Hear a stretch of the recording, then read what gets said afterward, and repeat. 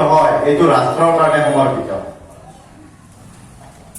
ৰাষ্ট্ৰৰ কাৰণে শৰীৰটোক সমৰ্পণ কৰিব পৰাকে ভাৱধাৰা আমি প্ৰত্যেকজন কাৰ্যকৰ্তাই নিজৰ বুকুত বান্ধি ল'ব লাগিব। গতিকে আমি নিজতকৈ ৰাষ্ট্ৰখনক প্ৰথম বুলি ভাবিব পৰা আমাৰ ক্ষমতা আমাৰ বুকুত বান্ধি ল'ব লাগিব। এইটো ভাৰতীয় জনতা পাৰ্টীৰ কাৰ্য পদ্ধতিৰ প্ৰথম সূত্ৰ। আমাৰ দ্বিতীয় সূত্ৰটো হৈছে পৰস্পৰে পৰস্পৰৰ মাজত মিলন বা পৰস্পৰে পৰস্পৰৰ ওপৰত বিশ্বাস, যাক আমি পণ্ডিত দীনদয়ালজী উপাধ্যায়ৰ ভাষাত একাত্ম মানৱতাবাদ বুলি ক'ব পাৰো। অৰ্থাৎ প্ৰত্যেকজন মানুহ সমান, প্ৰত্যেকজন মানুহক আমি পৰস্পৰে পৰস্পৰৰ মাজত মিলা মিছাৰে প্ৰত্যেকজনক সমান ভাবিব পৰা আমাৰ যি লক্ষ্য, এই লক্ষ্য আমি প্ৰত্যেকজনে মনত ৰাখিব লাগিব। উচ নিজ ভেদ ভাৱ, জাতি ধৰ্ম বৰ্ণ এই সকলোবোৰ পৰিহাৰ কৰি প্ৰত্যেকজন মানুহক সমান ভাবি প্ৰত্যেকজন মানুহক বিশ্বাসত লৈ যেতিয়া আমি সমাজত আগবাঢ়িম, তেতিয়াহে সমাজ সুসংগঠিত হ'ব, ভাৰতীয় জনতা পাৰ্টীৰ ভেটি শক্তিশালী হ'ব আৰু এই ভাৰতবৰ্ষখন শক্তিশালী হ'ব।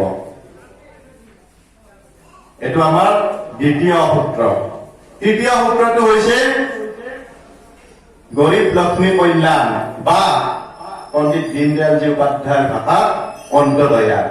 সমাজৰ একেবাৰে শেষত থকা পিছপৰা ব্যক্তিজনক আমি উঠাই আনিব লাগিব আৰু আমাৰ প্ৰত্যেকজন মানুহক সমান ভাগ কৰিব লাগিব, যাতে কোনো দুখীয়া দৰিদ্ৰ হৈ থাকিব নালাগে, প্ৰত্যেকজন মানুহে সমান হ'ব পাৰে। এতিয়া আমাৰ এই যি ভাৱধাৰা বা আমাৰ যে কাৰ্য পদ্ধতি তিনিটা বিষয়বস্তু, এই তিনিটা ত্ৰিসূত্ৰ বুলি কোৱা হয় আৰু এই ত্ৰিসূত্ৰ ভাৰতীয় জনতা পাৰ্টীয়ে বিশ্বাস কৰে। আৰু আজিলৈকে আমাৰ 1980 চনত যেতিয়া ভাৰতীয় জনতা পাৰ্টী জন্ম হৈছিল, সেই 80 চনৰ পৰা আজিৰ এই তাৰিখলৈকে 2020 চনলৈকে এই তিনিটা সূত্ৰত বিশ্বাস কৰি ভাৰতীয় জনতা পাৰ্টীয়ে কাম কৰি আছে। আৰু যাৰ পৰিপ্ৰেক্ষিতত আপোনালোকে দেখিছে, কাৰণ আপোনালোক প্ৰত্যেকজনৰ মনত এই ত্যাগৰ ভাৱধাৰা আছে আৰু এই তিনিটা সূত্ৰৰ বিষয়বস্তুৰ ভাৱধাৰা আছে। কাৰণ কিয়? COVID-19 সময় ইয়াৰ আমাৰ প্ৰমাণ। গোটেই ভাৰতবৰ্ষই নহয়, গোটেই বিশ্ব অতিমাৰীৰ কবলত পৰি COVID-19 দৰে অতিমাৰীৰ কবলত পৰিছিল। আৰু সেই COVID-19 সময়ত কোনো দল, কোনো সংগঠনে ৰাইজৰ মাজত থিয় হোৱা নাছিল।